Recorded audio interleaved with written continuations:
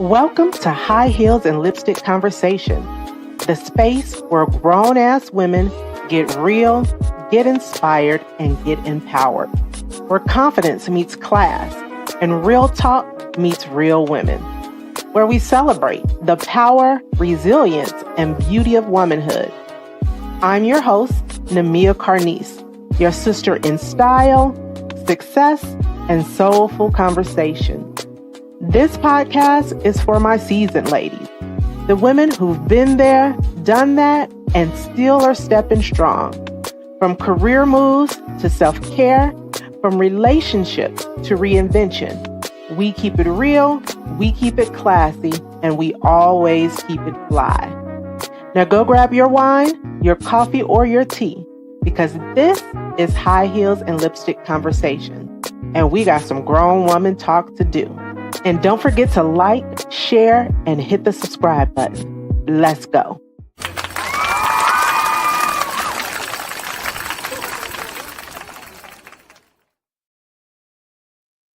All right. We are live. Listen, I am streaming from several different places. Y'all come in the room, come in the room, come in the room, come in the room. Let me give y'all an opportunity to come into the room. Let me sip on some wine. Sip on some wine. Sip on some wine. Let me get the mood started. I'm going to mute y'all while we get the mood started.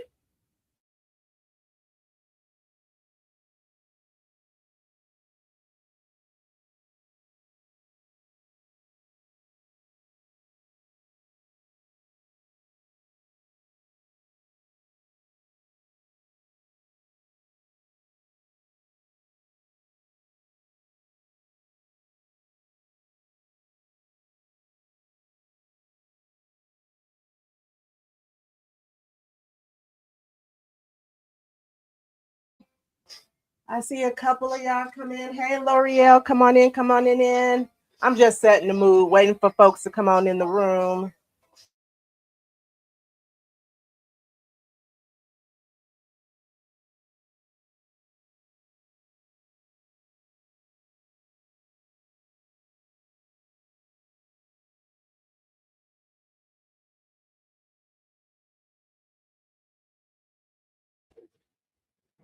Come on in, come on in.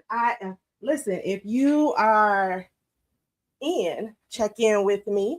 And this is High Heels and Lipstick Conversation. So whenever we check in over here, we make sure that we put some kissy lips in the chat, some high heels in the chat. And we're ready to have some good conversation. And I want you to be a part of that conversation on this evening. So go ahead and check in for me. I am your host, Namia Carnice. Listen, if this is your first time really checking in to High Heels and Lipstick Conversation, I've been gone for a while. Not gone, like I ain't gone nowhere or nothing, but I've been on hiatus from podcasting for a while. And I'm gonna dig into a little bit of that, the why. But I'm excited to be here on this evening. I'm like, listen, I got some extra time off work. And I've been resting my ass off. And so I'm just ready for some good conversation. Hey there, thank you for checking in, L'Oreal. Hey, Sora, Tiara, thank you for checking in. I appreciate it. How was you guys' Christmas? Did y'all have a good Christmas? A good holiday? A good holiday? Let me know how your holiday was. Just let me know how your holiday. I'm managing several different pages, y'all. So as people are coming in and they're checking in, like I'm streaming to several different like Facebook pages, YouTube, several different pages. So come on in and check on in with me. Tiara says her Christmas was nice and relaxing. Yes, absolutely. Listen, how about I was in bed on Christmas? I was in bed on Christmas resting. L'Oreal said it was awesome. Good. I rested. I really just chilled and relaxed and watched TV. I cooked, made sure the house was good. and just really relax on Christmas. And so I had a wonderful Christmas myself, and I am just excited to get back in motion. I'm excited for the new year that is upon us, and so I'm ready. I'm ready for all that 2026 has to bring. Listen. So again, thank y'all for checking in. Again, I am your hostess for this evening for High Heels and Lipstick Conversation, Namia Carnice. If this is your first time being amongst me, you know it's been a while. It's probably been since April. Okay, since our last podcast. I started off the year 2025 um, just bringing some varying topics, um, dealing things that are significant to us as Black women that will not change in 2026. But I'm going to switch it up a little bit for 2026 in terms of how I podcast, some of the topics that I bring and things of that nature. But if this is your first time checking in and you want to know what is High Heels and Lipstick Conversation all about, it is all about grown ass conversation. Okay. Like we grown over here. Okay. Everybody that check in, all the ladies that check in, even some brothers, because we open up our door to brothers from time to time to let them on the platform voice themselves. So we open up our door to brothers. But at the end of the day, it's just grown ass conversation. That's what High Heels and Lipstick Conversation is all about. Okay. And I am your grown ass conversationalist, Namia Carnice. And, we touch on a variety of topics. This platform is for seasoned ladies, okay? Ladies of a certain persuasion, a certain era of life, in that grown ass era of life. We grown as hell over here, okay? You go in our kitchen, we got matching pots and pans. That's just how grown we are. We in there soaking our black eyed peas right now. That's just how grown we are over here, okay? Listen, we done raise our kids.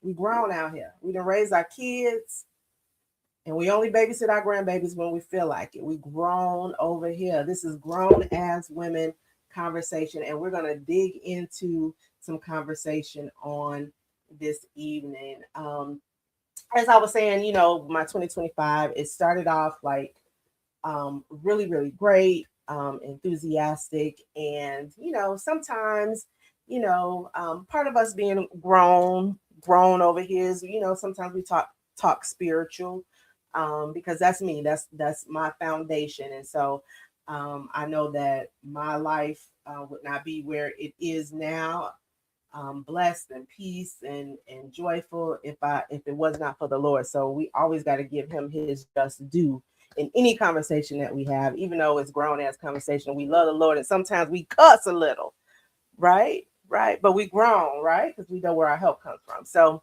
2025 started off like, really good. And then around February, kind of, life started to life a little bit for me. And I found myself in a situation where I'm having to, I was riffed from my one position, and I'm in a position where I'm looking for another job because of budget constraints. More or less, I was a part of the 300,000 women that lost their jobs at the very beginning of the year when Trump came into administration. But how many of you know that there's never a testimony without a test, right? And so I'm so thankful because I ain't skip a beat in that time. I was able to secure another role at another institution. And then another great opportunity. I worked that job for a little while. Another great opportunity came to my plate, a position, and so God really blessed me. So even though I went maybe about 4 or 5 months without a job, I really learned rest in that time, y'all. Just learn to rest and relax and to trust God. And sometimes, you learn your biggest lesson, and we're going to talk about some of that tonight. You learn your biggest lessons in adversity when you go through adversity. Okay, so just being in that space, I did some things with, I rested a lot, DIY some stuff around the house, did some painting in some of the rooms and changed the rooms around and things of that nature. But I learned the importance really of rest, and we're going to talk a little bit about that on tonight, and just how important it is to our bodies, to our mental space, to our you know our health, our physical health, and how that's just important. Okay, it's important for us to take the time. We're so as women, especially as Black women, we're so hustle and bustle and moving and grooving, and not getting the proper rest and a proper sleep, and it really impacts us in ways that we don't imagine. And I think I just learned that it's just important to just take a step back, rest, trust God, and He will take care of the rest. And He really did bless me in that period of time of being off. But I'm back. I'm back. Okay. Tiara says, thank you for sharing that. This is encouraging me. Yes, yes, girl. We can do so much and just exhaust ourselves. And, that's not always good for our mental and our emotional and our spiritual space. Sometimes we got to just step back and just take some time to chill. Listen, you can't be at everything all the time. Okay, you can't. As social as we are, as social as I am, I learned that I can't attend everything. I can't be at everybody's event. Sometimes I just gotta pull back and rest and relax. I can't lead everything. I can't be in charge of everything. Sometimes I just gotta pull back, let somebody else do it, and know as a complete sentence. I can't do it this time. So, yeah, and focus inward. And I see you, Tiara. You've been on your thing with your fitness journey. So stay encouraged, keep going, and yeah, get that rest that you need. Okay, so listen, let's get some of this conversation started. Y'all don't want to hear me talk about myself all day. I want to start the conversation here. I want to start with those who are in the chat, and I'm gonna give you a minute. Listen, if you got to go re-up on your wine or get your wine or whatever the case may be, go ahead and do that if you so need be. But I want to know, what have you, and I want to give you a minute to think about it. Okay, what have you personally learned for yourself in 2025? So I want to hear from you first in terms of what have you personally learned. Maybe you have gone through something. I said myself, I learned to rest. I learned how to step back from things. But maybe you have gone through some things. Maybe you experienced a blessing in 2025. Maybe you observed something around you. Maybe you had a revelation in 2025 and it taught you something. Um, what is it that you learned for yourself in 2025? Let's start the conversation there. And I'm gonna give you a minute to think about it. Okay. I'm gonna re-up on me some water, give you a minute to think about it, get your thoughts together. And I want to hear from you. What did you learn in 2025? What is it that you learned in 2025? Okay.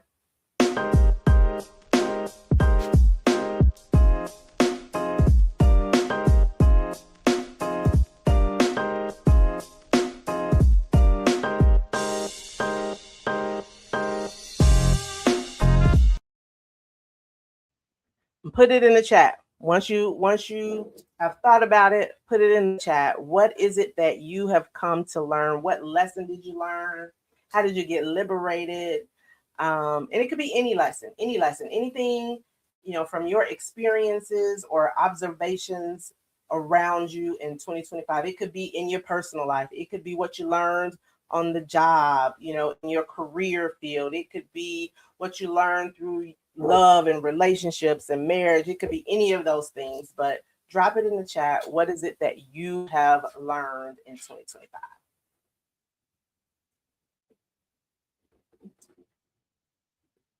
Okay. Gloria says, I learned to embrace a work-life balance. More life, less work.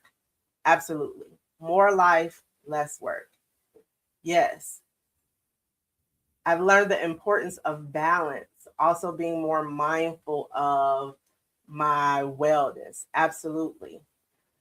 More life, less work. Listen, It's so funny that you said that. I want to touch on that point. So in my in my period of time where my position was eliminated at the top of 2025, and I'm so grateful and thankful for my husband because he didn't blink. He didn't, while us as sometimes as women we go into fix it mode, problem solving mode, he didn't blink about it. He does what a man does, and I'll take care, hold down, whatever.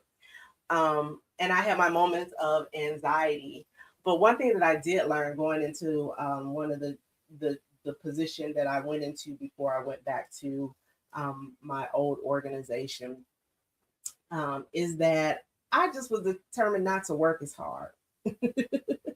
I wasn't gonna work as hard as I had been. I felt like I proved myself in my 20s and my 30s. I'm in my 40s and soon to be going into to hitting the 50-year mark. And I just felt like I'm at a point in my life where I don't want to work hard. Shit. I did all that working hard. And I learned exactly what you learned to have more work life balance, right? Because here's the thing, you work yourself to death all these hours, and the moment you get sick or cannot keep up with how you worked yourself to death, and you have not implemented work life balance, most organizations will find a replacement for you quick. Okay, while we have exhausted ourselves, overextended ourselves, very little time for balancing our lives outside of work, right? And the moment that you leave, you're replaced within a matter of, I think the average amount of time where a position, depending on the position where you can be replaced, the average amount of time is about 6 weeks before you could be replaced. Somebody else can be doing your job in a matter of 6 weeks. And here you are still suffering from the exhaustion, right? And so it's very important to just to have that balance and balance out life, right? Take that PTO, okay? When I first started, because I ain't the young one, and we rich auntie grown over here, okay? This is rich auntie status, all right? So I am not the young one in the office anymore. I am amongst the seasoned folk in the office now. But one thing that I did learn from younger generation is they take their time off. They take their time off. You give them PTO, they take their time. My first time taking extended PTO was probably in 2017. Up until that point, I may take a day here, a day there, but my first time taking a week or more off from work using my PTO was in 2017. And I learned that from the younger generation of professionals that I was working around because they take their time. And here I am working myself to death, trying to prove myself and not having the balance that I need to be emotionally and spiritually in place. So, absolutely, more life, less work, more travel. Okay. And then Tierra said, I learned the importance of balance, also being more mindful of wellness. Absolutely, getting yourself together in 2025. Listen, look good for your age. L'Oreal says, I've been in my job for 23 years. Get those younger folks. Okay, baby, listen. When I was working for a healthcare system for a few months before I, went back to my previous organization, and there was a younger woman in her 20s, and probably like mid 20s, that worked under me and worked as my kind of like my counterpart, and assisted me in because I had a heavy workload, HR workload. And I'm like, listen, all I want is a meets expectations. I don't need no exceeds expectations. I'm gonna let her do the exceeds expectations. Just give me, let the young folks do it, because I ain't got it no more. I ain't got it no more. I ain't trying to prove myself no more. Okay. So listen, there's a lot. Some of the things that you guys have already touched on, we are going to touch on again in the top 10 things Black women learned in 2025. Please, before we go into this conversation, please share this live. You can share it to your page. Because I have been away, walked away from for a while from podcasting, I got to do this thing where I got to get myself back into like the algorithms, right? And so if you help me out by sharing, that helps me to get myself back into the algorithm. So please and share. Even if you're coming in as a replay of this broadcast, please share the live for me and to help me to get back into the algorithms to get going. Because in 2026, it's on. Okay. Okay. So listen, I put together a presentation for y'all and everything to help us with this conversation on tonight.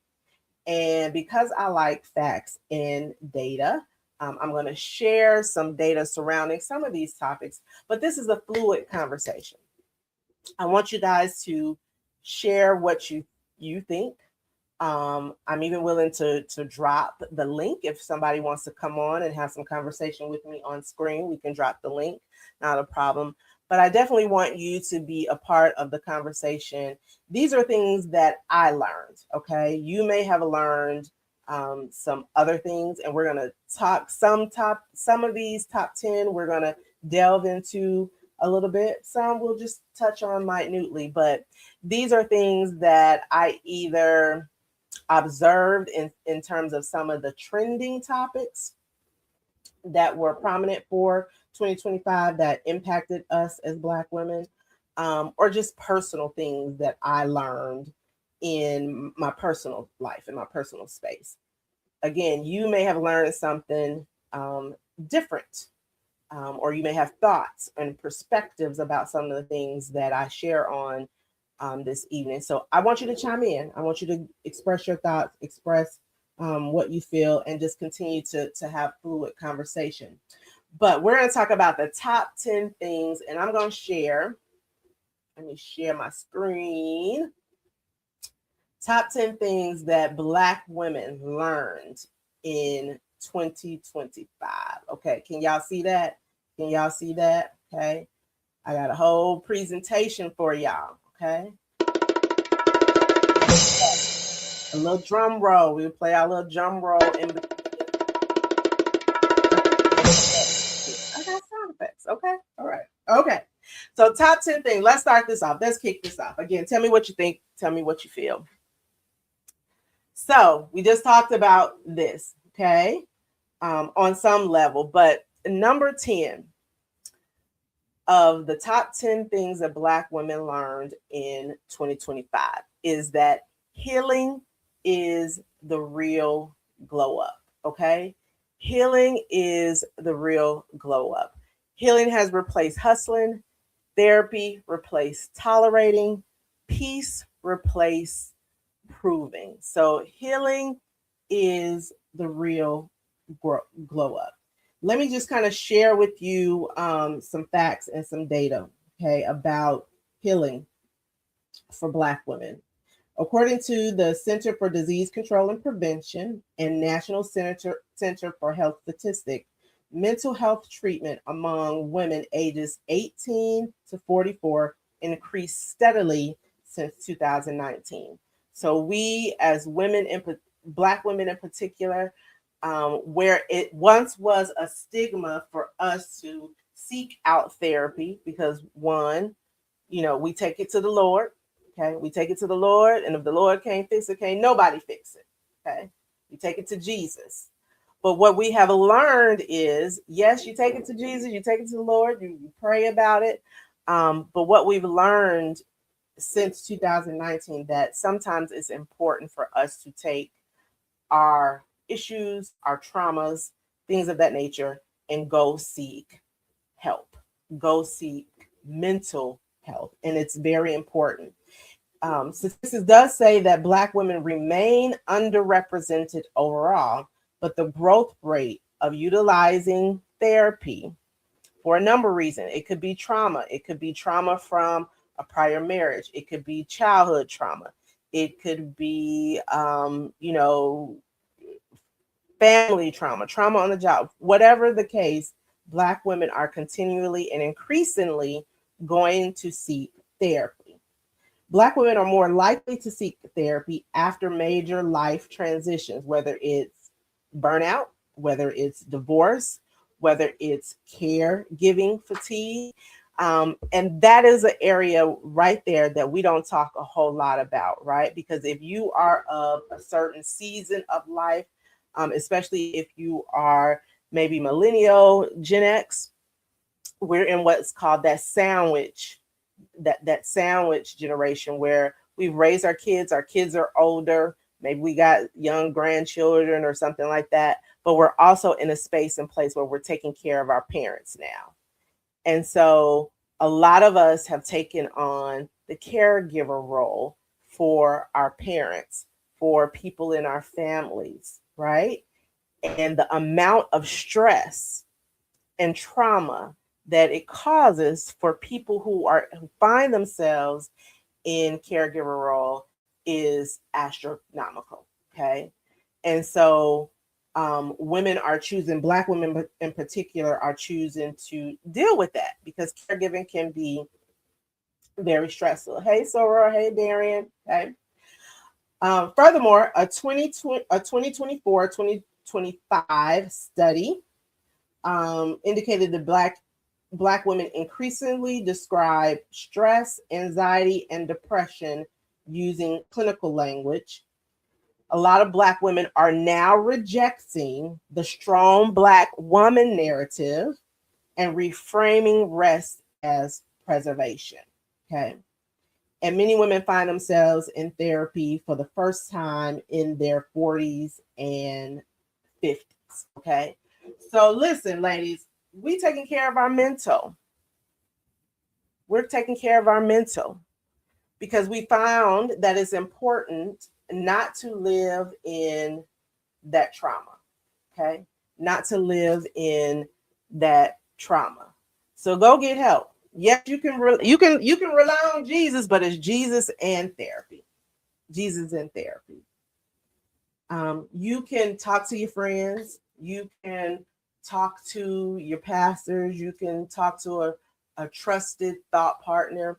All those are good things to have a circle, a supportive circle.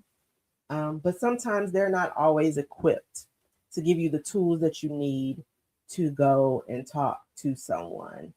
And because we experience all of these different dynamics as Black women, the traumas, that we have because we're caregivers, because we the boss bitches on the job and we running stuff, that comes with a whole another level of stress. Um, Sometimes we just need to take that time to go and seek out therapy. What are your thoughts about that?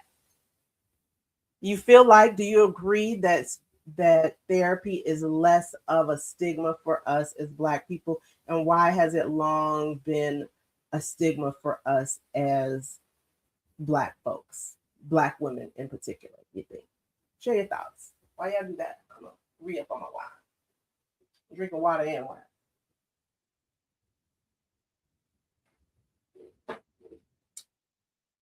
What are your thoughts?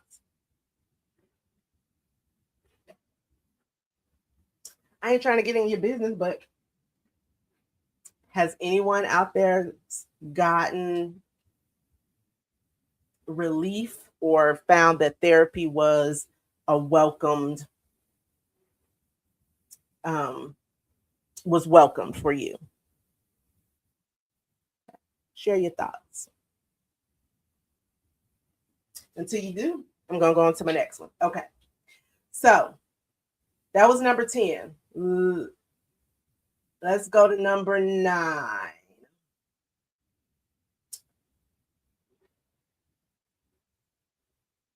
Oh, that's not what I wanted to share.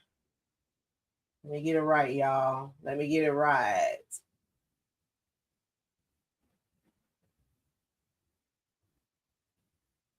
Okay. So that was number 10. Healing is the real glow up. Number 9. We stop shrinking to be chosen. Number 9, top 10 things Black women learned in 2025. We learned to stop shrinking to be chosen. Black women learned we were never too much. We were simply in rooms too small. Well, what does that mean? What does it mean that we have stopped choosing to shrink ourselves to be chosen?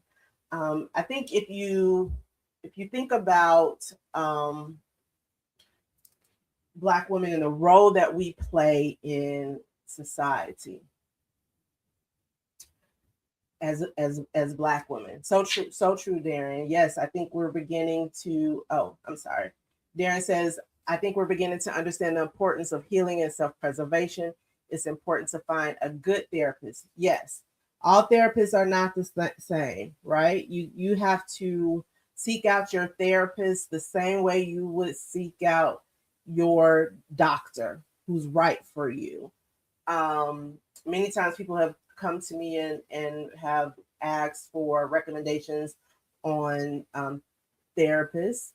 I myself have been to both Black therapists and also a white male therapist, but I think particularly for Black men, it's important for them to seek other Black therapists if you can. It's not a lot of them, as many in Black male therapists in the field, but there are resources to find Black therapists. But you have to find the right therapist, right? All therapists is not a one size fit all for your situation. For you, you have to seek out the person that is good for you.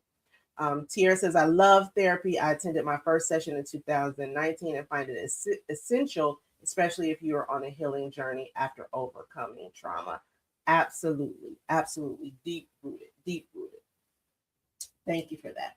But number 9, we said that we stopped shrinking to be chosen. And what I was sharing is that if you think about how Black women now show up in the world, right? We are, from all costs, we are doing our thing, okay? We know the statistics. We know that we are the most educated, and the biggest competitors in the workplace, and statistically this is true. They would say that we benefit from DEI, but I would say that is because we are the most educated in the workplace. But the biggest competitors in the workplace are Black women and white men, right? And so the way that we show up, we got to show up being perfect, okay? We have to show up working 10 times harder, right? We just talked about that. We work hard. We've done that all our 20s and our 30s. We've done all of that. And we have to work harder. And sometimes, because of the backlash that we get, and people don't often know that this is to be true, that depending on how we show up, we can be labeled very early on. We're either aggressive, okay? We do too much. We hear this all the time. We're thought of as mean girls in the workplace. Sometimes we're rude because of how we may appear to come across. We get all of these stereotypes in the workplace, and often it causes us to have to shrink, right? To be able to come into a room, into a space, and not be seen as all of these negative stereotypes. We often find ourselves in a place where we're shrinking, okay? But in 2025, okay, we learned to stop shrinking to fit in. Stop shrinking to fit in, okay? We learned that Black women learned we are never too much. We were simply in rooms that was too small for us. So stop shrinking yourself, ladies. Stop shrinking yourself. Okay. That was number 9. Okay. Number 8. Joy is not frivolous. Joy became an act of defiance. In 2025, we laughed, danced, dated ourselves, and reclaimed pleasure. Listen, when I tell you, when I tell you, and Darren, I know you and I have talked about this before. I know Darren can talk in on this, speak on this. When I tell you Black women are the most resilient, right? We carry a lot on our shoulders.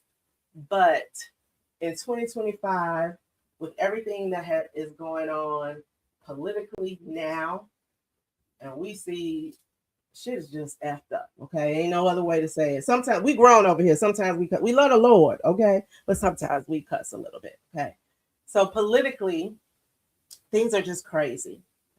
Things are happening politically that Black women were on the forefront of forewarning the masses and saying, hey, if we vote this way, these are the things that's going to happen to us as Black people. They are taking away our rights. They want to erase our history. Again, at the top of the year, 300,000 Black women lost their jobs when Trump came into power. I was one of those 300,000 women. All of the craziness that has happened.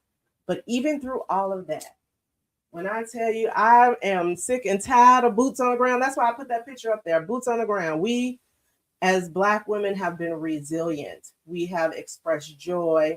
We have been resting while everybody else is just up in arms politically, while everybody is afraid and there's internal fighting amongst the same, political affiliations and all of these things. But we as Black women learn to have joy in spite of. You know why? Because y'all fucking around and finding out. And we told y'all what was going to happen. And because we told y'all what was going to happen, we can still lie. We can get our fans out and boots on the ground and do all of that.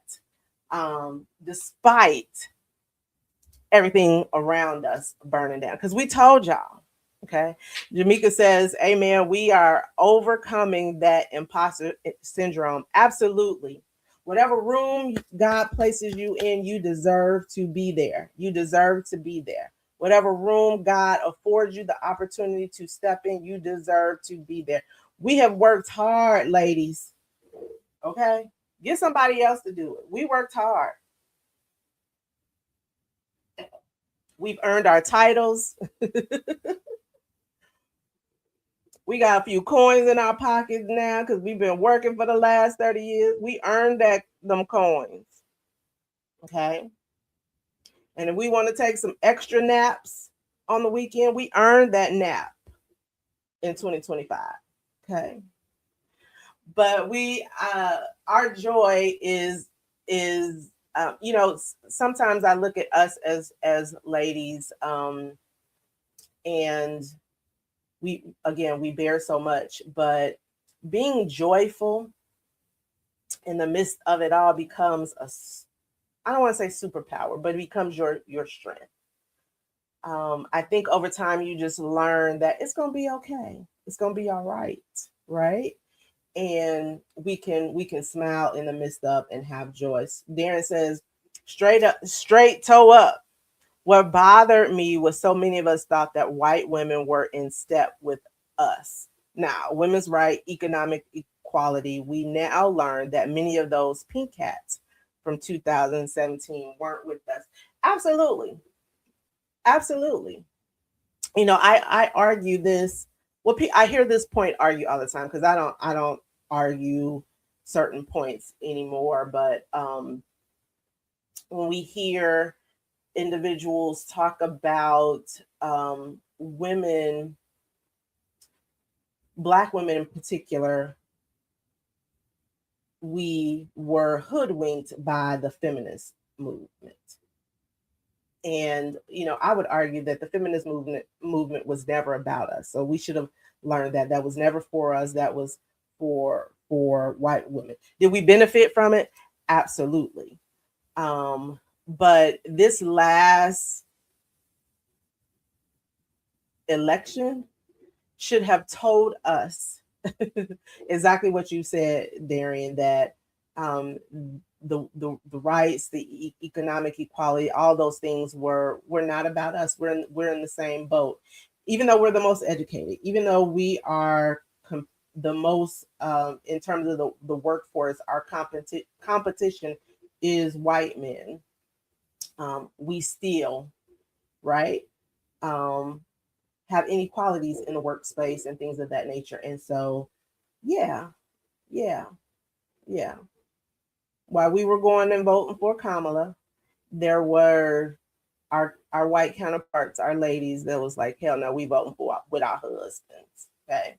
Jamaica says the feminist movement did not apply to us all at all. It didn't. It was never about us. It was never intended for us to be included. We may have benefited in some ways, but was never intended for us to be included. Absolutely. Darren says, so focusing on building each other up and forging our own paths. Absolutely. Listen, I feel it goes back to what I said we learned in number 8. Joy is not frivolous. Even with everything going on around us, I am optimistic and hopeful for us as a people because I look at things from a spiritual eye, a spiritual perspective. And I know the Bible tells us that the last shall be first and the first shall be last. And so I am pleased. I am pleased when I observe us as Black people. We haven't flinched. We ain't letting them, get us all riled up, no matter what they try to do to erase us and erase our history and erase all of the hard work that we as a people, a community have done, that we are not allowing them to ruffle our feathers and our emotions. And so for me, that pleases me that we don't allow that to happen. And we can still boots on the ground and be happy and be joyful, and they not understand why, with everything that's going on, with everybody in the uproar, while we just sitting back in the cut chilling. Okay, it's because we got joy. We got joy. Okay, it's 2025. We got joy. We got peace because we've been resting. We grown. We grown out here. Okay, we got joy. Okay, so where we at? Number 7. Number 7. Top 10 things. If you are just checking in with us, we are talking this evening about the top 10 things Black women learned in 2025. The lessons that we learned, the liberation that we got from the things that we learned. And we're talking about a little bit of lipstick stuff too. So number 7. Next one. We learned that boundaries are the new flex. Okay.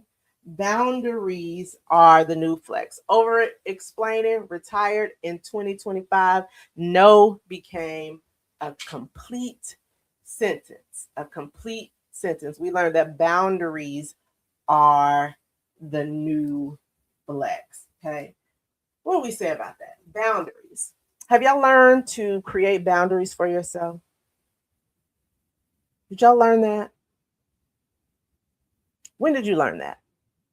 When did you come to that revelation about how important boundaries are?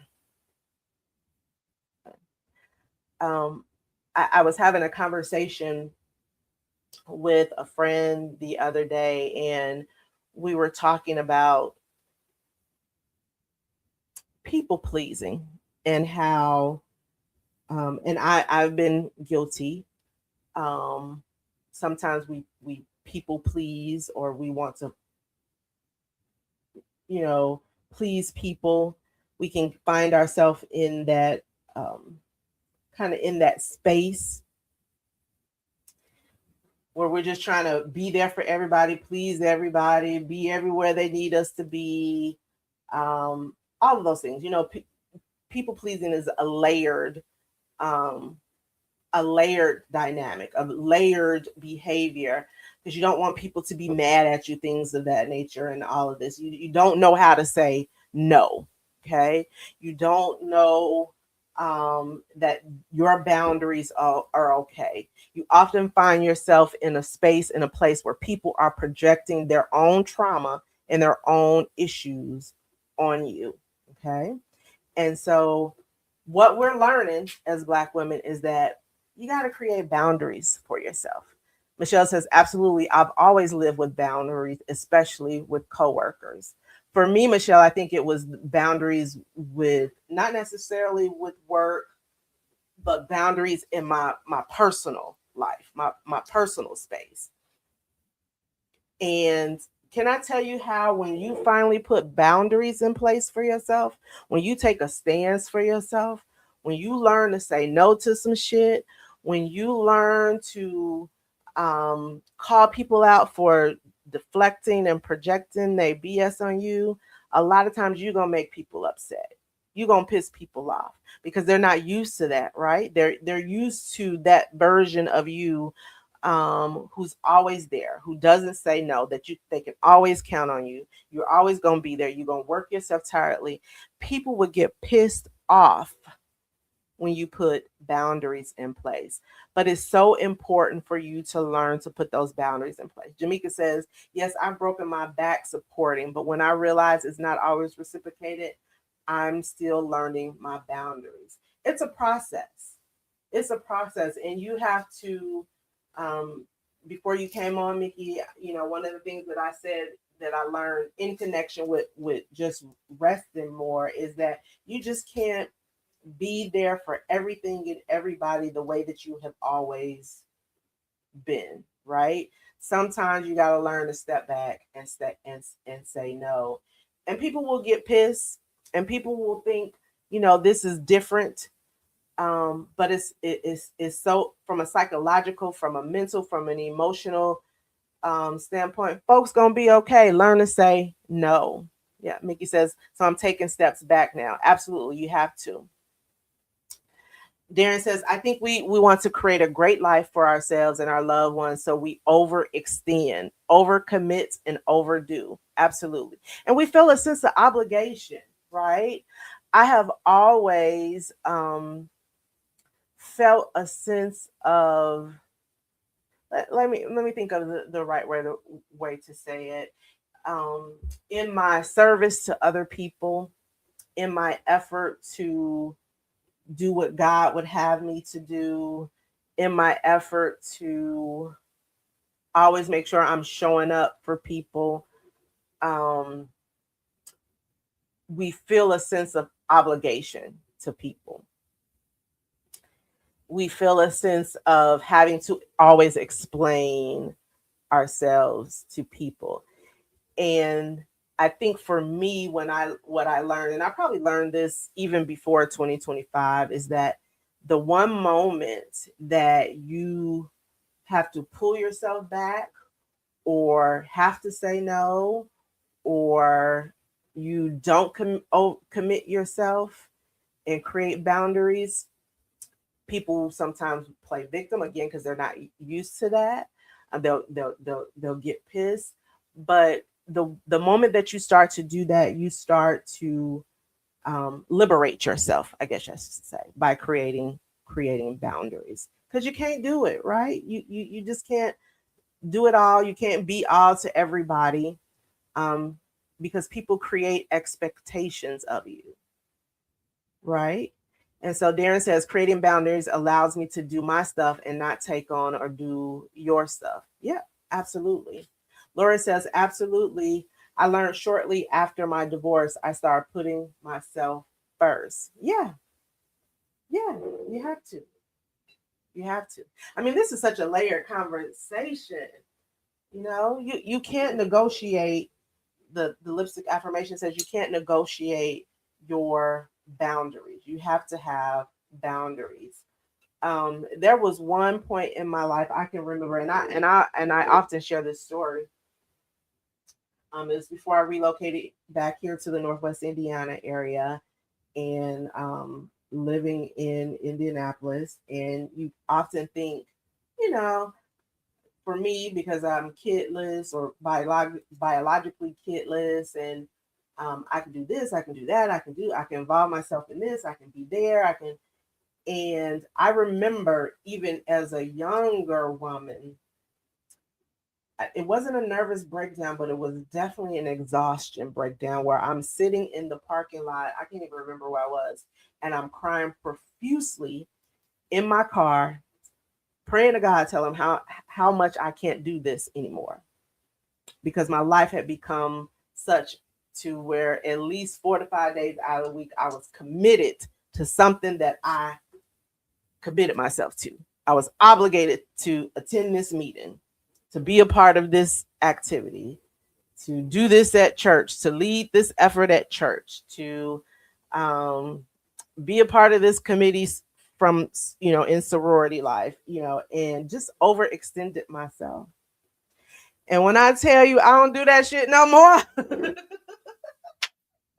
in 2025, I learned to rest. I learned to rest. This is probably, and you'll feel guilty, right? You'll feel guilty when you first start to say no. You'll feel guilty when you first start to pull yourself back because you're so used to, as Darian said, overcommitting and overextending yourself and not putting yourself first. So you're going to feel that sense of guilt. So it took me a while to get to this place. But you got to learn. You got to learn to say no. You got to pull yourself back. You got to put yourself first. Darren says 20% of the people do 80% of the work. Pareto's law. Absolutely. Setting boundaries will hopefully change things. Mickey says no is a complete sentence. Michelle says my boundaries with my 3 adult daughters. Oh, can we talk about that? Sometimes you have to have boundaries with your children, right? Because that's where the biggest guilt comes from, right? She says, because to live out of the country, they expected me to deviate. Oh, but no. And that's hard, right? As a mother, you didn't raise yours. You didn't did, like I said, we grown over here. We didn't raise our kids, and we only babysit our grandbabies when we feel like it. We love our grandbabies, but we now in a space and place, we grown as hell over here. We get to babysit when we feel like it. Okay. But it's hard when they're your babies. Don't matter how old they get, they're still your babies. It's hard. That's probably one of the hardest things as a mother is to have to say, put that boundary in place and to pull back from your adult kids. Okay, because we're dealing with a different generation. Okay, I don't know how many of y'all watch Married to Medicine, and it was actually this past Sunday. If you watch Married to Medicine, let me know. But there was, I don't know if it was this episode or the episode before. Either way, if you watch it, you know what I'm talking about. If you don't watch it, go ahead and watch it. Married to Medicine comes on Bravo on Sundays. So there was a scene where Simone is talking to one of the doctors on the show, is talking to her son, and it's uncovered in the course of this conversation that her son has spent $60,000 on her credit card. Okay, ran up her credit card for like one of the credit cards for $60,000. Was expecting his mother to even pay for his law school. He was getting ready to apply to law school, and the expectations that she was going to pay for law school. And he throws in her face that white kids, white parents do this and this and this and that for their adult children. Okay. And after he said that, that just made Simone explode. She pops off. It was a very explosive and probably one of the most realest episodes that I've seen out of Married to Medicine. She explodes, Simone, the mother, and she just goes off. She goes off on, on the son. She goes off on the husband, all of that because she's at her wit's end. And later on in the episode, she's talking to one of the other ladies on Married to Medicine, and she says, I created the monster. Pretty much, you can't get mad if you created the monster. But what she was doing in that moment is she was trying to create some boundaries, and it's so hard. It can be hard. Michelle said it was hard, but not anymore because you didn't learn the key to it. And Michelle says she's spoiled temporarily. That has to do with her stress. I understand her frustration, but sometimes it's our fault. Yeah, she created the monster, right? And so I think it's harder, I think, for us to put that boundary up with our kids until you just say no more. At some point you got to let them get to just like us. We had to learn. We had to learn, and we grew from some of the things that we learned. So we have to let our adult children get to that same space too. Okay. Darren says, now I rarely say no to Amir, my mom and son. They rarely say no to me. We have to get better. Yeah. You gotta put some boundaries in place. Okay. So we learn to put boundaries in place. That was number 7. Okay. Let's go back. Let's share our screen. Again, the top 10 things lessons Black women learned in 2025. The lessons, the lipstick and the liberation of it all. So number 6, and we're halfway through. We learned that health advocacy is self-preservation. Health advocacy is self-preservation. Black women learn to speak louder in doctors' offices, HR meetings, and boards rooms. Silence was costing us too much. Our silence has cost us too much. Listen, we have had two very, in terms of media attention, two very just diehard situations. One here in Indiana and here in Northwest Indiana. One incident in Texas where Black women went to the hospital in labor and they were told to go home. Okay. It wasn't that bad. You're not getting ready to have the baby just yet. All of those things. And they were turned around. One woman ended up delivering her baby here in Northwest Indiana, delivering her baby in the truck with her husband as they're driving up the highway. The husband had to pull over to the side and the husband had delivered the baby in the truck. In the truck where things are germy, nasty, no medical professional help, all because she was turned away from the hospital because the hospital did not think that she was in labor. Okay. Similar incident happened maybe 2-3 weeks before the incident here in Indiana, where a woman went into labor. She went into the hospital in Texas. They turned her around. Now, here's the disturbing thing about that situation in terms of maternal and reproductive. So Black women have the highest mortality rate for delivering babies. Okay. And this is just not in terms of our mortality rate. You go to the doctor, all they want to do is put you on all kinds of meds, and things of that nature. And it's so important for you to speak up and advocate for yourself.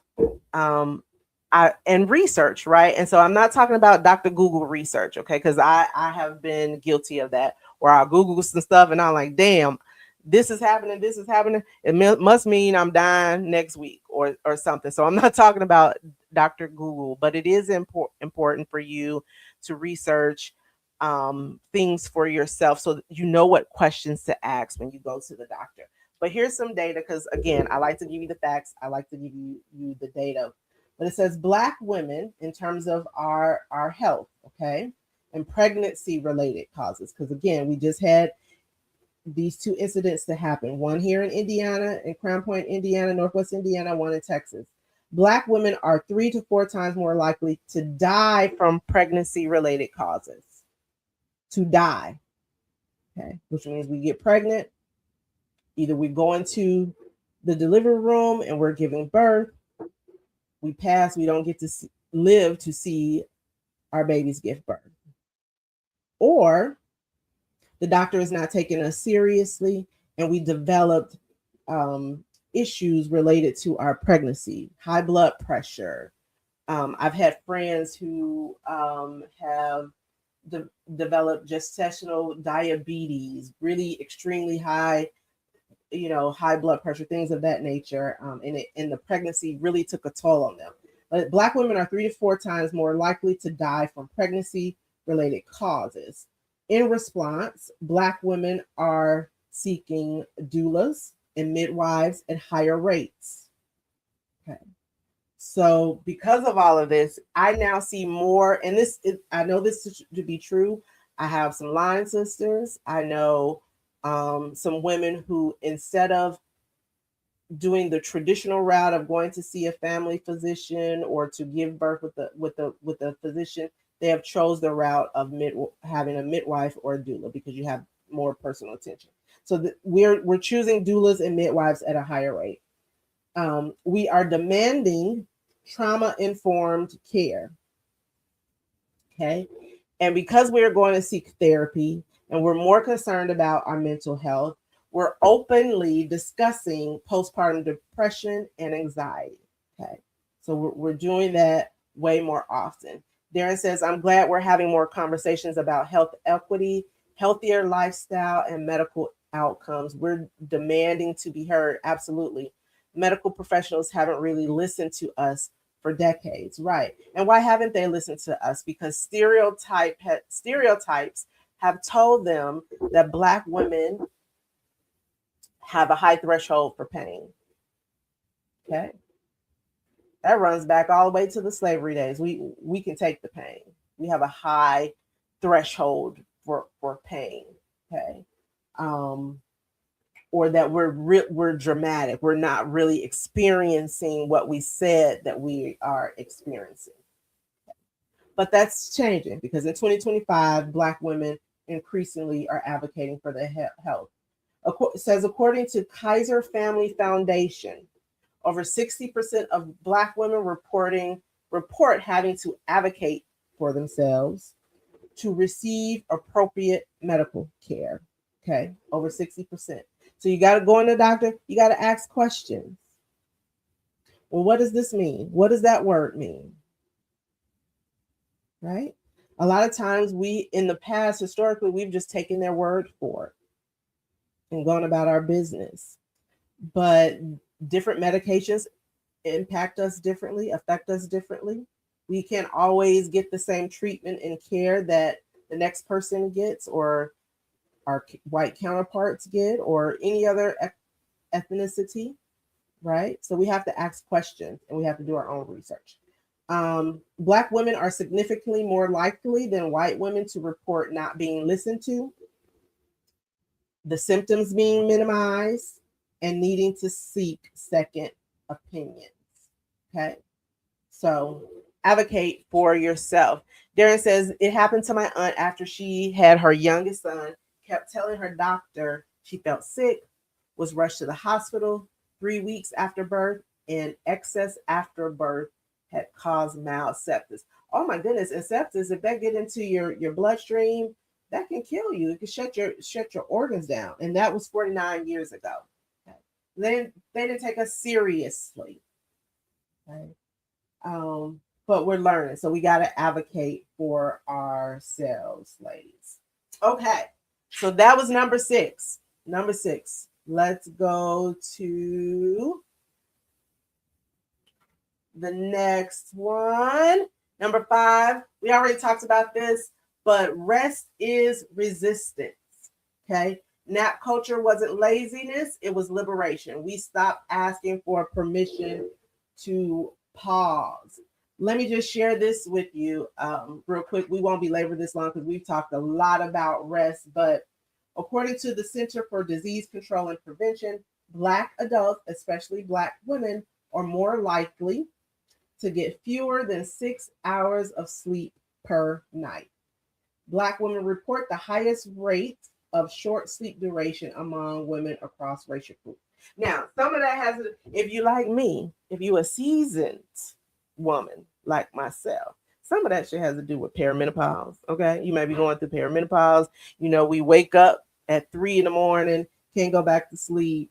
Some of that is hormonal related.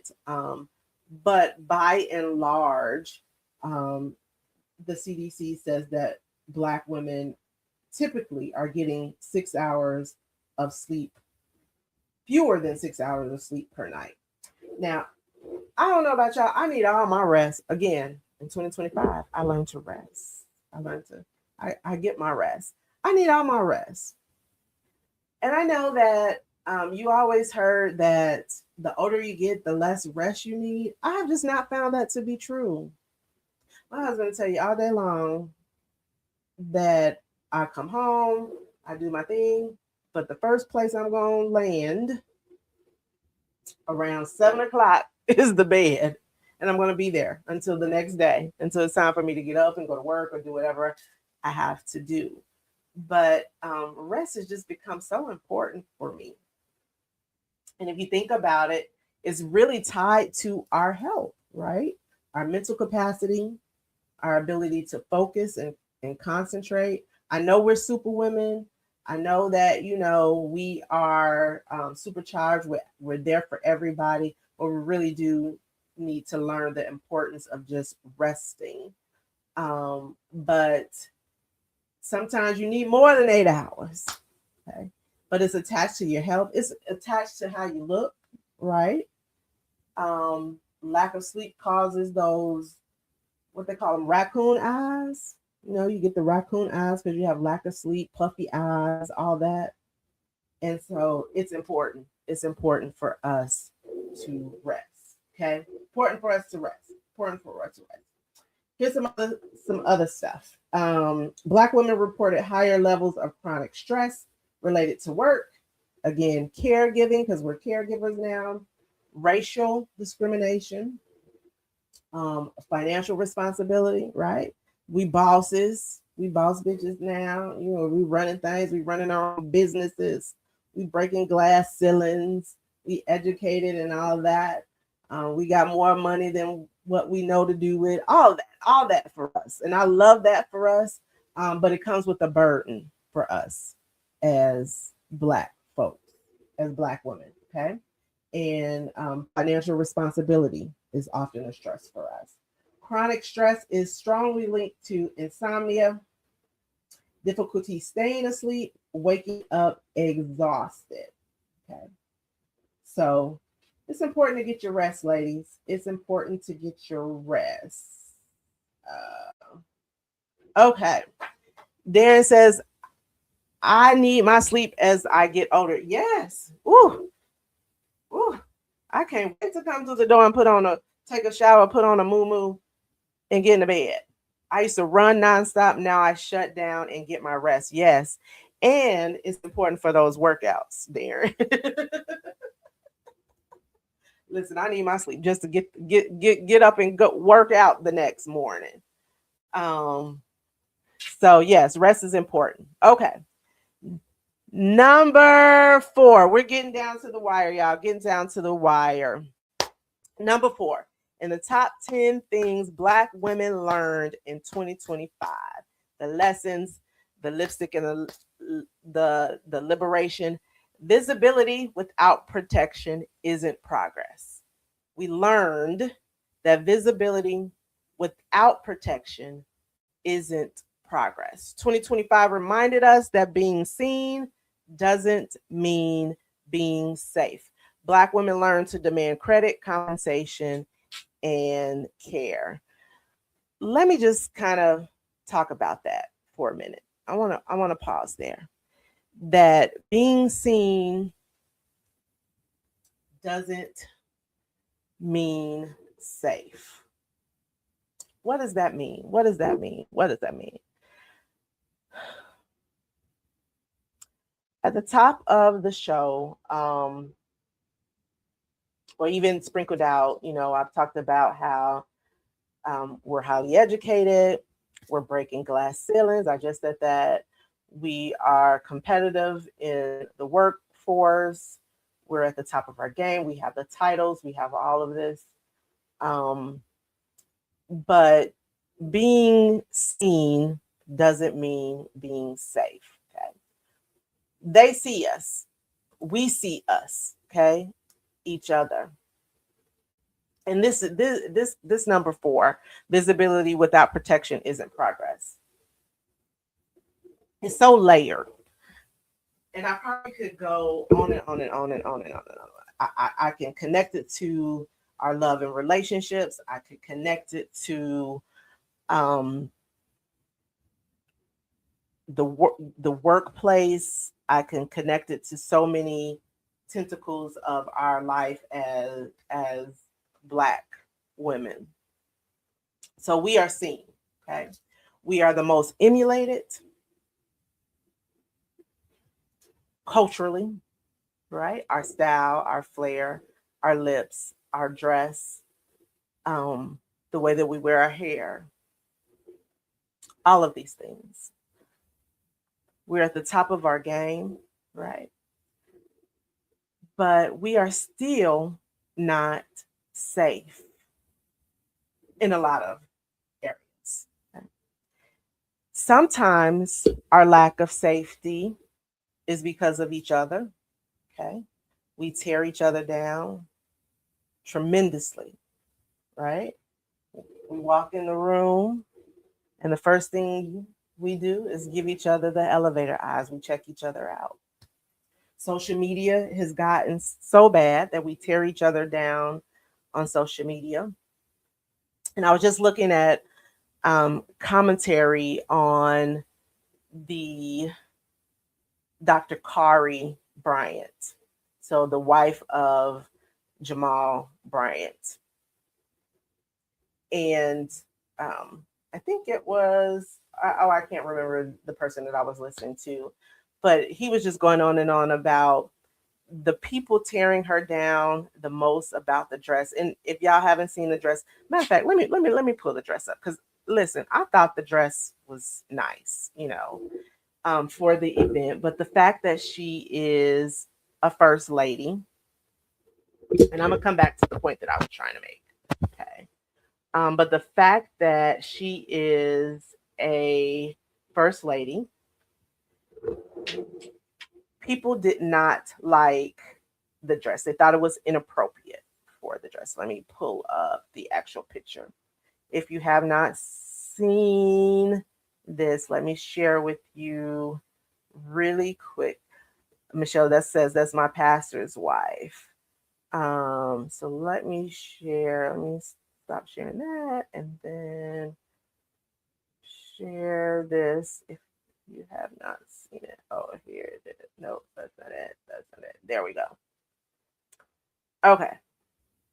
So this dress. So it is she's not nude under the dress. Okay. Those of us who know fashion, know anything about dress, knows that it's a simulated nude. So it just looks as if she's nude, but there is material under the dress. It's very form fitting. To me, I think she looks beautiful. But the material that's under it is flesh tone material. And when I say this woman has been trending for the last few days since she went and the pictures went viral, and the vileness and the nastiness that some of us as Black women have displayed has been disheartening, right? And so I'm listening to this comedian, and he's talking about the fact that the people that are saying the nastiest, rudest things are other Black women, right? So sometimes we are the reason why we're not safe. You think about the workspace. Sometimes we are our biggest competitors. We compete with one another. Michelle says she's usually very covered up. And she still is. It's just that the style of dress that she chose is causing people to debate whether or not it's appropriate for a first lady. She's still covered up. Nothing's showing. Okay, nothing's showing. She has a very nice figure, a very nice shape. She's well put together. She's a beautiful woman. I mean, she is the kind of woman you walk in a room and everybody turn around and give the elevator out. I'm sure she stunned the entire place.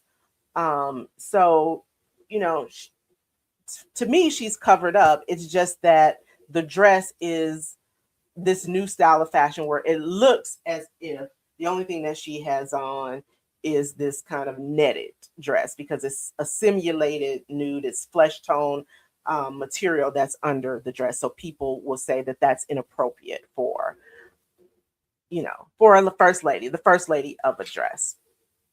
So Michelle says it's a nice dress, it's her style. Baby, I stayed out of that one, just like the coach the purse debate going on now. Dang, focus. We're focused on the wrong things. But my point in all of this is that we are the ones that are tearing down this black woman. So sometimes we're not even safe from each other. Even when we're visible, we're not even safe from one another. We're not always safe in when you think about, and I've said this on this platform before, that we're not always safe when it comes to love and relationship. There's so much, and I kind of see it dying down now, which I'm happy about. The gender war thing, um, but black women seem to be attacked more and more. We're less desirable with this, we're that. But as far as we have come, right, our visibility does not mean that we are safe. It did not save us, the 300,000 women who lost their jobs at the top of the year when the Trump administration came into play.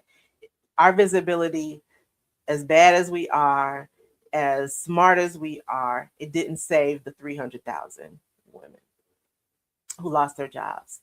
It didn't save us, as bad as we are, as smart as we are, as educated as we are, as into our rest and our health and our fitness and all of these things that we are still suffering from traumas.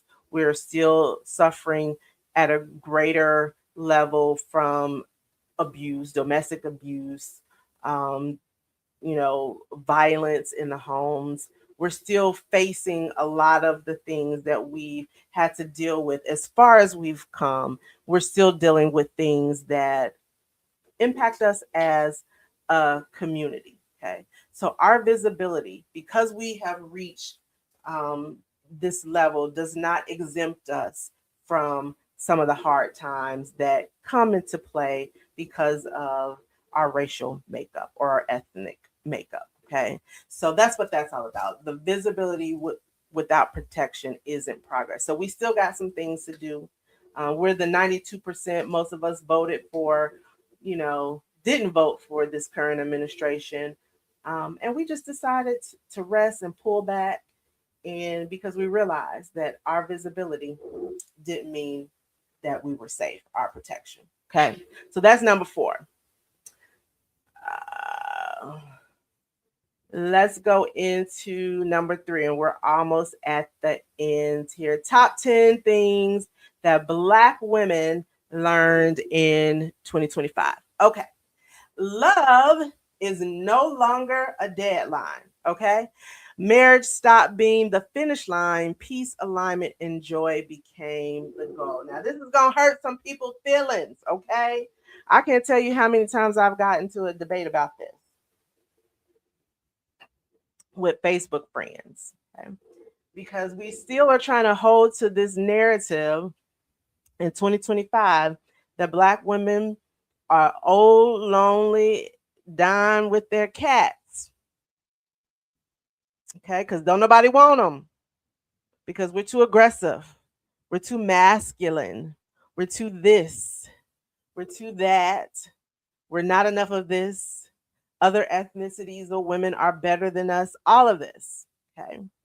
And so the moment that we decided that, you know what? And listen, and I'm saying this as a happily married woman. Okay. Marriage is a beautiful thing. So let me preface that. It was a blessing for me. It has been a blessing for me. Um, I married my best friend. So let's just get that out of the way. But the facts remain the facts, okay? That Black women are, one, in terms statistically, are not getting married at the same rate as our counterparts. We're getting married older. Okay. So there has been an increase and a shift with Black women who have waited to get married. And this is what this is all about. Okay. The love is no longer a deadline. Back in the day, what did our mamas and grandmamas teach us? Okay. You graduate high school, maybe you go to college, and then you get married. Okay. This younger generation of women, of young women, younger women, don't abide by that particular rule anymore. They're intentionally waiting. They're intentionally living their best lives. They're intentionally waiting to have children and get married. They're intentionally waiting to do and accomplish all of these things before marriage. And a lot of us, and I'm gonna just go ahead and be real, a lot of men have not adapted to that narrative. They have not understood that a lot of women are single intentionally, okay? Because it doesn't fit the narrative that we're all lonely and don't nobody want us, especially the older we get, okay? But here's the facts, because y'all know I'm gonna come with the facts. Because here's the facts, okay, about Black women and marriage and love and relationships, okay? So it's true that we remain lower on the totem pole, okay? About 30 to 33% of Black women ages 25 to 54 are married. That remains lower than 55% white women, Hispanic women, 45%. However, that gap is driven more by delayed marriages rather than the rejection of marriages. Okay. So we're deciding to wait longer to get married. And that's okay. And I think it's a good thing. And not just because I waited. It was a good thing for me. But, and I had this debate on Facebook, as I always do. I'm debating somebody about something. I had this debate about why it's so beneficial for a lot of women to wait. Now this is no diss to women who got married very young. This is no diss to you, because those marriages can be just as successful, right? But the statistics are showing that women who wait to get married older, maybe they wait till they're in their 30s, their 40s, have more successful marriages. Okay. Black women are marrying later than previous generations. The median age at first marriage for Black women is anywhere between 32 and 34, higher than in the 1990s when the median age was in your 20s, and higher than Black men. Okay. Marriage is more likely after education, after a woman gets her education, after she has obtained stability in her career, or she's recovered from a divorce because she married young. Okay. So Black women are waiting longer. Michelle says, I was married for 28 years, divorced over 10 years. I've been back with my first love, all ages 20 to 25. I'm often criticized because I don't want to get married again, although I'm planning on being with him for the rest. I don't care what other think because it's my choice. Absolutely, it's your choice. But Black women are deciding to get married, wait a little while before they're getting married. And I see the benefit to that. It ain't about me. Ain't nobody came here to see me oldest or nothing like that. But I would just say, for me personally, I got to do all of the things that I wanted to do as a young woman before I got married. And some people will perceive that or interpret that is that you were out here loose and you were racking up all these men and all that. And that's not that wasn't the case for me, and that doesn't necessarily mean that's the case for every woman. But I see so many young women in their 20s, barely 30, entrepreneurs, traveling, seeing the world and experiencing life, and they are not desperate like we were 30, 40 years ago to get married, because we were taught that. We were taught to graduate high school and then go get married. That's not the case. That's not what young women are believing nowadays. And so it's harder for the narrative that women are dying lonely with their cats and they're going to be single forever. That narrative is harder to push now because Black women are like, I don't give a damn. Okay. My peace is important. I want to be aligned. I don't want to be married just for the sake of getting married. But somebody can say, I got married or I got somebody's last name. Okay. I want to be aligned with my partner. I want to make sure that this person is right for me. Okay. And again, marriage is a beautiful thing. It's a blessing. It has been a blessing, but it's okay. You don't have to be in such desperation or pressure to jump the broom so fast. Okay. Experience life and it's okay. For many Black women, marriage is happening after they heal. Again, because we go in therapy. We're seeking therapists and all of that. So, okay. The data also shares that a lot of Black women with degrees are significantly more likely to marry and stay married. College educated Black women are also more selective. So we're more selective, more likely to delay marriage until our 30s and 40s. Okay. So love is no longer a deadline. Okay. You don't have to be threatened by the fact that if you're not married and had children and did this and XYZ by the time you are this and that age, that you're going to die an ugly death and be by yourself. Okay. So that was number 3.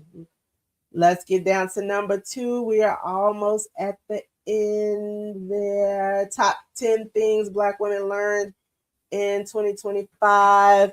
Number 2, we learned that being strong without support is a setup. We learned that strength without support is exploitation. Asking for help didn't make us weak, it made us wise. So, Black women in 2025, we have learned to put down Superwoman. Okay. It's all tied into the fact that we're going to seek therapy, the fact that we are resting more. We're putting down the Black woman, strong Black woman mantra. We're doing away with that. We did away with that in 2025. Okay. We were done. Okay. After that vote came out and we seen who was president, we was done. We tired of y'all asses. We going to rest. We're going to sip some tea and have some wine. We're going to chill for a minute. We're going to chill and watch all this shit burn down. We ain't trying to save the Black vote anymore. We're not trying to save the world anymore. We're putting ourselves first. We're creating boundaries. We're telling you no. No is a complete sentence. We're doing away with that Superwoman. Okay? Superwoman shit. So we learned to put down Superwoman mantra. Okay. Let's see. I think I have some statistics on that. It's about stress, things. Oh, it's all tied into it. But you don't have to be strong. Superwoman is dead, ladies. Superwoman is dead. Michelle said 92% FAFO. Fucked around and found out. We told y'all. We told y'all this was going to happen. We told you. So now we're chilling. We're boots on the ground. We got our fans. We popping our fans. We're joyous. We're laughing. We're dancing. We're getting our health together. We're doing our thing. We're in the gym. Darren said she was glad that we were introduced to Justin. What else? What else? Going back, Darren said there is a God-given order in nature. Men protect their women. When men in our culture step up and protect us, there will be a shift. I see one taking place. Yes, Darren. It's so funny that you said that. I missed that comment at first, but I follow a couple Black men in particular on Instagram. And I am so happy to start seeing a shift where men and a lot of these are older men, right, that are speaking out against what we have been seeing in the social media world for the past 5, 6, 7 years. Again, going back to the whole gender wars and the red pills and all of that, and some of the ridiculous conversations that are coming out of some of those instances. And I'm starting to see a shift where more Black men are speaking out against that kind of rhetoric and how unhealthy it is and how important it is for Black men to protect Black women. We need each other at the end of the day, right? Um, I do feel that we bear some responsibility to our Black men as well, in protecting them in certain ways. But we definitely need that protection, because at the end of the day, because we in that 92%, and we told y'all asses, and now y'all fucking around and finding out what the real is. At the end of the day, we only have each other.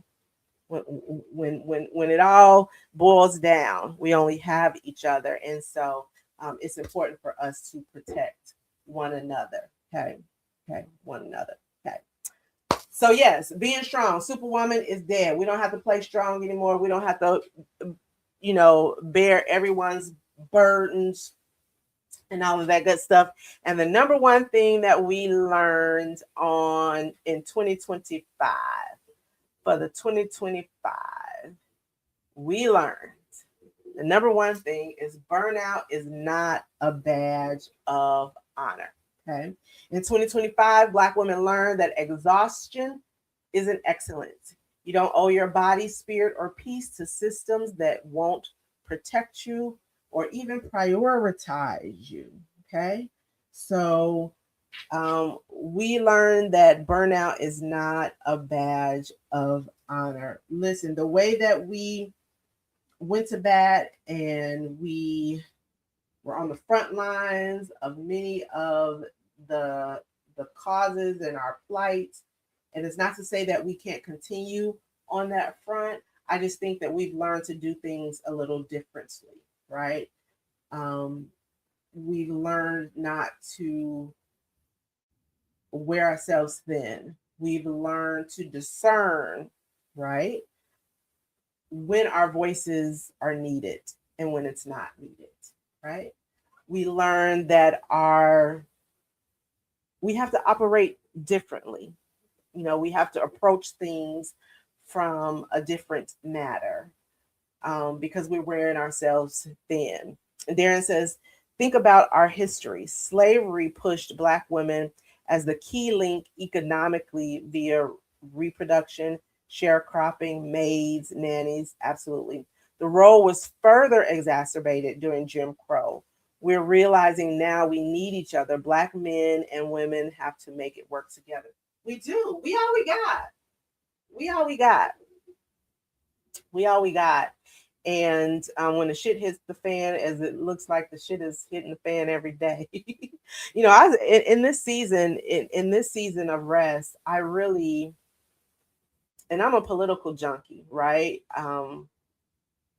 I learned to even rest from that, to pull back from the news cycle and the political news reels. I learned to pull back from that, emotionally and mentally, in my season of learning to rest, because that's another way that we can be exhausted, right? And so I'm really proud, I think, of for Black women to have taken the stance that they've taken in 2025. Y'all got it. Y'all figure it out. We'll be chilling in the back, sipping our wine, sipping our tea, getting our workouts in, going to see our therapist, right? Doing some self care, getting our massages. We'll be in the background doing all that while y'all figure all this out. And when it's time for our voices to be heard, when it's time for our vote to be heard, when it's time for us to step up, we're going to do that as we always do. We always rise to the occasion. But right now, we're going to step back, right? And, not exhaust ourselves, because we have, the one thing I always share is that the traumas that we have, that we've, endured, as you mentioned, Darren, like in the Jim Crow area, the civil rights era, slavery, the trauma that we have accumulated has impacted us generationally, from one generation of women to the next. We have some of the same traumas as our black men. We may just be have been impacted differently. Sometimes we don't recognize that. Again, it goes back to, just because we have the visibility, just because we're the most educated, just because we're knocking indoors, we're in politics, we're in entertainment. Beyonce just got tagged as a billionaire by Forbes, I think yesterday. That was all over the headlines. We're knocking down doors, we're breaking glass ceilings, we're doing all of that. It doesn't mean that we still don't suffer from the impact of the traumas that we've endured. It doesn't mean that our visibility doesn't mean that we're protected in a lot of ways. We're still fighting the fight, racially, misogyny, each other. Unfortunately, we're still, on the battlefield in a lot of ways, in that way. Our representation, how we're represented.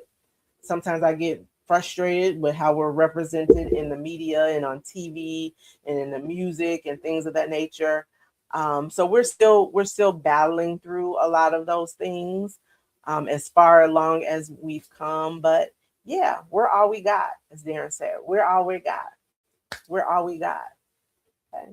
So we learned a lot in 2025. Okay. We learned a lot. Is there anything I missed?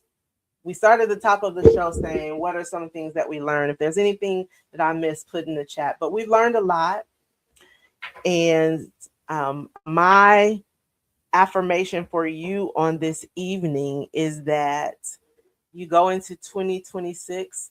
Darren says, okay, Beyonce, and she's committed to her marriage and her kids. Yeah, despite all the BS, right? You know, sometimes we got to learn. The other thing I learned in 2025, sometimes you just got to learn when to shut your mouth. And so I think Beyonce is a good, I'm not a beehiver, none of that, right? Like, I ain't supposed to pay no $600-700 to go attend a concert. I see you on TV, B. That's as close as it's gonna get for me.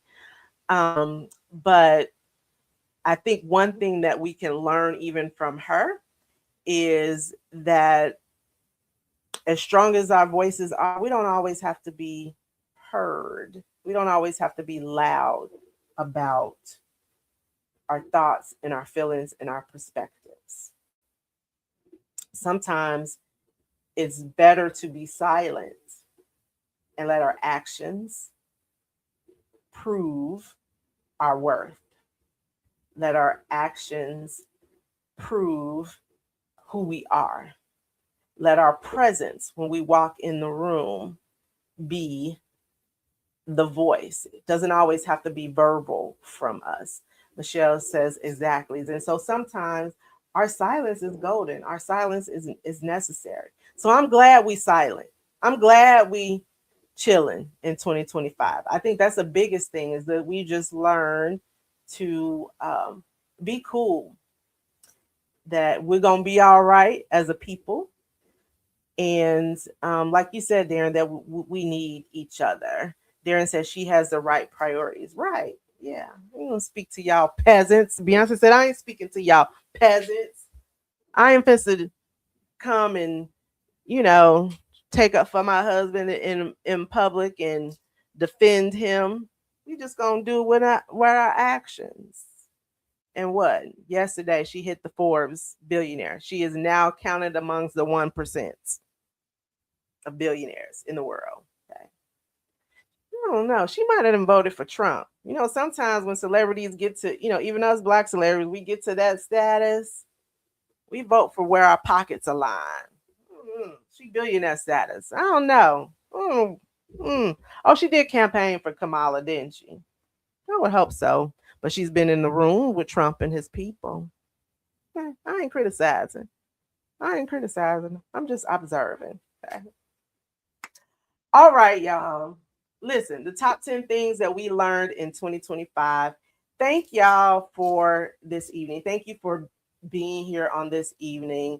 I'm back. I'm coming back. I'm coming back. So my hope for you in 2026 is we're going into 2026 is that you have a very prosperous year. That whatever your heart desires, whatever you've been praying about in 2025, I hope that it comes to fruition for you in 2026. I hope you learn, if you have not gotten to a place, if you didn't learn some of the things that we talked about, the rest and living life and having balance and healing through all the stuff that we've, endured and, you know, I hope you learn those things for yourself in 2026 and that you have a blessed and prosperous new year. I'm coming back. I'm back. I'm back at the top of the year. I got some topics that I have just kind of pulled together and formulated. We're going to talk about a number of things. We're always going to talk about love and relationships. I'm going to have some brothers. For those of you who are checking in and this is your first time checking in, this is a women centered platform, but I always have brothers come on and give their perspective. So I'm cooking something up for us to get men's perspective again in the new year. We're going to talk about women in leadership and some of the pitfalls that we face as entrepreneurs and women in business and the impact that we have. We're going to talk about that. We're going to continue, healing and talk about healing. We're just going to continue in a plethora of topics planned for the new year. So I will be back with you ladies in January. I hope that you have a blessed new year. Thank you for supporting me. I thank you for the ones that, because I had taken a hiatus, because life was life um, and I just had to get my mentals together. I had to rest. I had to do all of these things. And it caused me to just kind of put podcasting on the back burner. I thank you for the ones that have come to me either on social media or when I've seen them in person and said, when are you going to do podcasting again? When are you going to, come back? And so I thank you for that because that keeps me motivated. Sometimes this podcasting thing is hard, right? And I had to make a decision for myself about, because it's a brand at the end of the day. I had to make a decision for myself about what direction I wanted to go with podcasting, how serious, how in depth I wanted to go. Do I want to pick up sponsorships and do all of those things, because all of that takes a little work, and sometimes my mind gets laser focused in. And so all this summer for 2025, because I was going through the transition career wise and things of that nature, that's where I was focused, rest and focusing career wise, right? And so in 2026, I'm committed to coming back and just kind of giving you ladies, giving you guys, giving folks, period, some good topics to discuss and content to discuss. So I say all that to say thank you for the ones who pulled me on the coattail and say, girl, when you coming back, we miss you, or anything of that nature, to keep me encouraged to know that what I'm doing, what I'm sharing, the conversations that we are having are impactful, they're meaningful to us, they're relevant to us. So I just thank you for that support. Thank you, Darren. She says, great discussion. I pray nothing but growth, love, and happiness for you in 2026. I pray the same for you. And we fancy get fine. Listen, when summer come around, they ain't gonna be able to tell us nothing messing around with Justin, okay? So thank you, Sora. Darren. Michelle says, thank you for thinking about your community and keeping us informed, Sora. I appreciate y'all. Until we see each other again, please stay tuned. Please like and share this live. You can go onto my YouTube page and share. You can share this live. You can replay it. You can do all of those things. You can continue the conversation in the chat. You don't have to stop here just because the live is getting ready to end. You can continue the conversation. And I just appreciate y'all. So happy new year to you. Cheers to you. Cheers to prosperity, love, and all the blessings and favor your life can hold in 2026. Smooches, I'll see y'all in 2026. Stay tuned for more topics such as this coming up. Stay tuned. Like and subscribe to my page. Like and subscribe to YouTube so that you don't miss out on High Heels and Lipstick Conversations with your girl, Namia Carnice.